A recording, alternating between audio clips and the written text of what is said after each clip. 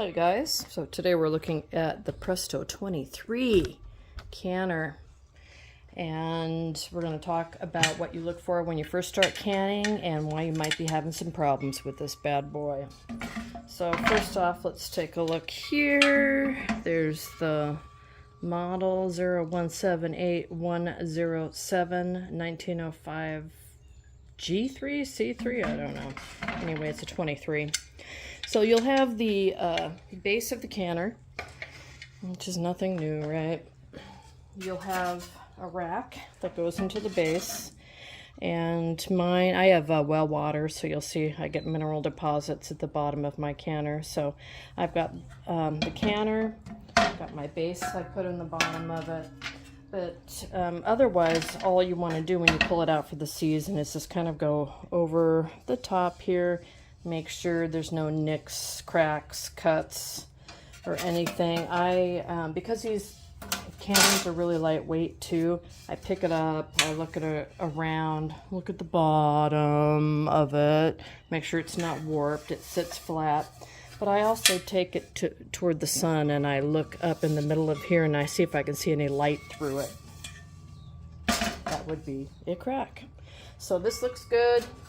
I'm going to go ahead and put this back in the base, and I'm going to rotate this around because I want to draw your attention to this handle, which says align arrow with arrow on lid to close or open and remove, or to open and remove cover. I almost said canner. So what does that mean? That means on the lid top here, there's another arrow, and they're very hard to see. So you can see I've marked them in red. It's just a little V right there with arrows pointing both ways. That is the arrow. You want to line up with that arrow to put the lid on and off. Ta-da! And then you push the handles together to get it to seal. So let's talk about the canner parts here. I'm sure they all have special names. I have no idea what they really all are. This is the vent, so this is what vents and what ultimately you'll put the weight on when you're canning things. Here's the dial, so you can use the dial or a weighted gauge on here to check the temperature and keep it in check. This canner, let's top up a little bit more, has a secondary valve. This will pop up and spurt water while you're canning. I have another canner. I've got an All-American canner. It does not have this extra valve. People that have learned on an All-American or another type canner, they see this valve come up and they start freaking out. They think it's the emergency valve, but it's not. This plastic dealy-majiggy hickey here is the emergency valve, and this is what happens, or it will explode out of there before your canner explodes. It will quickly vent any excessive pressure in here, and that's one of the safety devices. So you've got this that will slowly vent out, this that will vent heavily, but you put the weight on it, that will vent slowly. This one will just pop that plastic piece right out of there and vent very, very quickly if you get into an emergency situation. So one thing I like to do before I start canning again is turn this over, and we're looking here at this piece that wants to vent the vent, and I look through there toward the sun and I make sure that there's nothing in there, because sometimes when you're canning, stuff can get up in there, or if you're using it as a pressure cooker, you can get broth or things like that up in there, so you want to make sure that's clean. If it's not, you can put like a piece of wire in there to clean it out. They also do come apart, and Presto is really good about selling replacement pieces for almost all of this stuff. Make sure that your gauge is in good working order. You can take it to your local extension center and have them test it. They usually want you to bring the whole canner, and they'll do a check just like we're doing here. Finally, on the back side here, you do have a seal, and you want to pop this out and give it a good look-see. Make sure that nothing is cracked, that's in good shape. Eventually, you know, time and heat will wear and this thing will fall apart. It does have these little kind of, I don't know, channels cut out of it. So just notice that and know that they're supposed to be there. And then the inside kind of has this well. So just take it through your fingers and make sure that feels really good.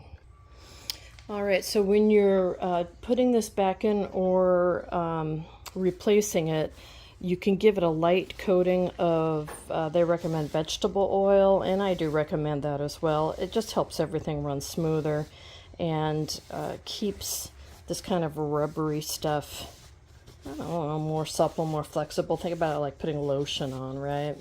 So I just have some vegetable oil on this towel and cleaning it too. I put my finger in here and ran it on the inside of the channel here, inside this little cavern, and went around the whole thing. Then on the outside, went around the whole thing. And then I can flop it back into place. I'm going to keep that towel because in a minute I am going to run it along. See, it fits, I mean, how easy is that, right? It just fits right in, almost like it's made for it. Anyway, I will run it along these clips too. Let's see, a couple other things we should talk about. One very, very important thing. But real quick, I'll show you this right here is a locking mechanism. So when you put the lid on and you turn it, that is also another way the lid keeps from blowing off if anything ever happens. This is in almost all canners. Get that on light coating too. I'm going to be using this canner today. You can double stack in this canner if you have another rack, and I do. So I'm going to be doing a double stack of pints in here. Quarts are too big to double stack, but I'll put a bottom stack on, then I'll put this on top of the quarts, and then I'll stack the top. Now the number one thing that messes people up with this canner is what they call the jiggler, right? Your grandma had a canner and you got this new canner. It came with this Presto jiggler. You put it on here after 10 minutes and it's not jiggling. Why isn't the damn thing jiggling? This is not a jiggler. For Presto, this is called a regulator. It's 15 pounds. You can't make it into a 10-pounder or a 5-pounder. It just is to keep the pressure at 15 pounds. So what do? That's when the dial comes into play. So you would find your 11 pounds of pressure or 6 pounds or whatever you're doing, keep it there, and then add, keep the regulator on and it won't move. But what I like to do, because I like to hear my food, I like the jiggler to jiggle. Instead of having a regulator, got to keep the words right, regulator, I went on Amazon and I bought a jiggler that's made for this unit. It's made for Prestos, and it has a 3-part system here, and you can see all 3 together. That's 5, 10, 15 pounds. Now it's a 10-pound, and now it's a 5-pound. Also, I should point out, I don't know how important this is, but there's people say you should keep it at 10 pounds, and you should, like I just said, that's 5, 10, and 15. They're actually 6, 11, and 16 pounds. They just rounded them down. So if you're just using a dial canner, that's why they say to you put the dial at, like, most of us can at 10 pounds of pressure, but it's really 11 pounds is really where you're supposed to have it. Check your cookbook, and the next time you have a canning recipe, look at it. It'll say to use a 10-pound jiggler, which is really 11 pounds, or to use your dial at 11 pounds. All right, so just keep in mind when this comes here, this is the one that comes with it. It's 15 pounds. It's not going to jiggle at 5 pounds or 10 pounds, but when you get to 15, it will, and that's about the max you want for this canner. So that was kind of a really quick high-level overview. I'm putting a link down below to all the currently manufactured and some discontinued Presto canners. Look through, find your manual and go over it. All the stuff that we just talked about is in that manual, including all these pre-use steps. And of course, wash the canner inside and out. Oh, and finally, this year in particular, lots of new canners, lots of new people canning, which is awesome. But people are canning incorrectly. What I have seen several times this year is, well, actually, let me grab a visual aid. All right, so what I've seen are several people that put their jars in. Everything's hot, everything's nice and piping hot. They have their lids and everything on there. And then they're filling the canner up with water above it, putting the pressure canning top on and trying to pressure can that way. Pressure canning is so great because you create pressure, but if you're putting in that much water, you're not creating enough pressure. The water should only be 3 quarts of water, which is right about that line. It's roughly 2.5, 3 inches up from the bottom. So now that mine has been used lovingly for 20 years now, I can see my line, right? It raises sometimes if I put a lot of heavy jars in there, but this is where I start, is at this line. Do not cover your jars with water unless you're water bath canning. You can water bath can in this as well, and you can pressure cook in here like turkeys and stuff like that. So you can do that in here as well. It's a big, huge stock pot that also pressure cans. So don't ever cover the jars with water. There's simply no need for it. The other thing is that people are having a little problems understanding how to can in levels.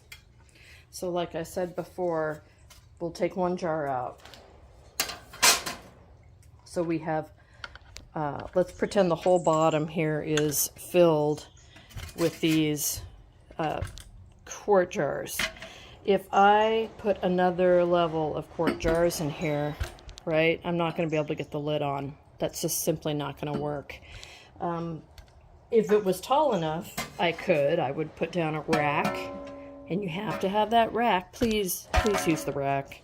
It's cheap, it's easy, and it's safer. Otherwise you get jars falling over, things don't seal, things break. It's a whole deal.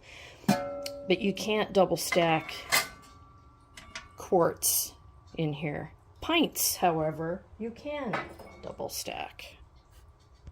All right, so I've got a pint jar in here now, just a pint jar. And what I would do is put my rack, pretending again that whole bottom is filled with pint jars. I would put my rack in. Now see how much lower that is? And I can get another level and still have several inches. Again, I'm only going to use that 3 inches of water, that 3 quart limit, and I can double stack this smaller jar. And of course, half pints would stack just fine as well. So, high level overview, really quick overview. I think I'll do one of these on my All-American canner because it has some idiosyncrasies as well. But again, the major thing that I find people asking the same question on a time and time again is the second release right there, that valve, and why isn't my jiggler jiggling? Not a jiggler, that's a regulator. It's 15 pounds. If you want a jiggler that you can change the weight on, fits on there just fine. This is the one I prefer to use because I like to listen to my food canning.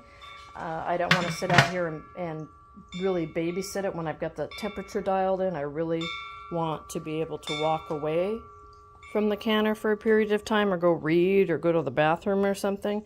So I will take this down to 10 pounds, which is really 11 pounds, right?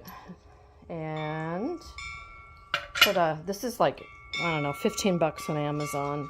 It's not made by Presto though. It's made by a different company. I'll put a link down below too. So below you'll see links to most of the Presto canners that are currently being used and some that have been discontinued, as well as a link to this little guy right here. I'm not affiliated, so with Amazon or anything, so buy it from whoever you want to. But let me know if you have any questions. I think that's it. This is a longer video than I thought it would be, but I think that's a pretty thorough explanation. So get canning. Oh, and be kind to each other.